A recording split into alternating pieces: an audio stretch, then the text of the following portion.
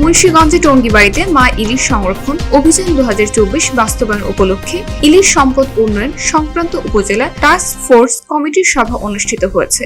মঙ্গলবার বেলা 11টার দিকে উপজেলা প্রশাসন ও উপজেলা মৎস্য অধিদপ্তরের আয়োজনে উপজেলা পরিষদের সম্মেলন কক্ষে এই সভা অনুষ্ঠিত হয়। তাই মা ইলিশ সংরক্ষণ উপলক্ষে অভিযান অব্যাহত থাকবে।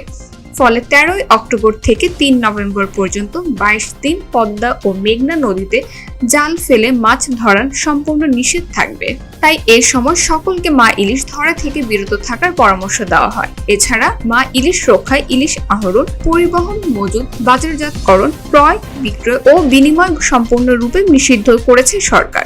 আইন অমান্যকারীদের বিরুদ্ধে জরিমানা এবং কারাদণ্ড ছাড়াও উভয় দণ্ডের বিধান রয়েছে।